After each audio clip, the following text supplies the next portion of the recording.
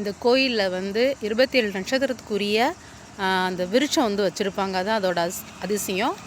அசுபதி நட்சத்திரத்துக்கு மேசராசி அசுபதி நட்சத்திரத்துக்குரிய மரம் வந்து எட்டி மரமாக இங்கே பாருங்க வச்சுருக்காங்க.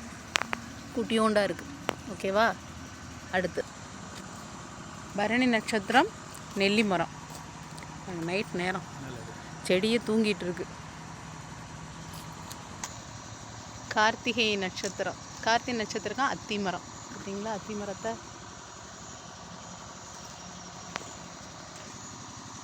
ரோஹிணி நட்சத்திரக்காரங்களுக்கு நாவல் மரம் வச்சுருக்காங்க.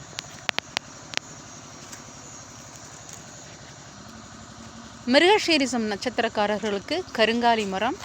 ஆனால் அது சீக்கிரமாகவே வளராது. பாருங்கள், இத்துணூண்டாக இருக்குது. இன்னும் வளர்ச்சி அடையவே இல்லை. அவ்வளோ சீக்கிரமாக வளராது. கருங்காலி வளர்ந்து அவ்வளோ ஸ்ட்ராங்காக இருக்கும். திருவாதிரை நட்சத்திரக்காரர்களுக்கு செங்கருங்காலி மரம். இது பாருங்கள், இது எவ்வளோ பெருசாக வளர்ந்துருக்குன்னு. ஓகே. புனர்பூஷ நட்சத்திரக்காரர்களுக்கு மூங்கில் மரம். அது பாருங்களேன், இந்த கோயிலில் வந்து 2 பக்கமும் அந்த விருட்சம் வச்சுருக்காங்க. இங்கே போர்டு வச்சு. இரவு நேரனால நான் எடுத்துக்கிட்டு இருக்கேன். பூஷ நட்சத்திரக்காரர்களுக்கு புன்னை மரம்.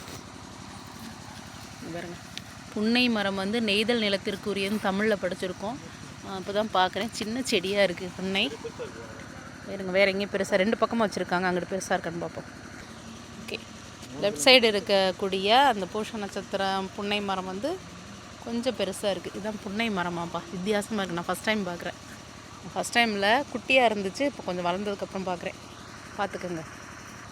ஆயிலி நட்சத்திரக்காரர்களுக்கு அரச மரமாக. அரச மரம் பிரச்சனையே இல்லைப்பா. எங்கே போனாலும் பார்க்கலாம் அரச மரம். இங்கே வச்சுருக்காங்க பாருங்கள். பாருங்கள், அரச மரம். ஆயிலி நட்சத்திரம் ரொம்ப நாலேஜாக இருப்பாங்கன்னு சொல்லுவாங்க ஆயிலி நட்சத்திரக்காரர்கள். மக நட்சத்திரக்காரர்களுக்கு ஆலமரம். அப்படியே படர்ந்து விரிஞ்சு தழைத்திருக்கும். ஆள் போல் தலைத்து அருகு போல் வேரூன்றி அப்படின்னு சொல்லுவாங்க.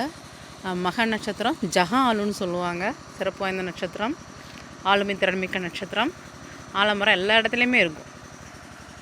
பூர நட்சத்திரக்காரர்களுக்கு வந்து பலாமரம். பூரங்கிறது சிம்மராசி தான். பலாமரம் இன்னும் கொஞ்சம் வளர்ச்சி அடையணும். பலா வந்து அங்கங்கே பார்த்துருப்போம். உத்திரம் நட்சத்திரக்காரர்களுக்கு அரளி செடி.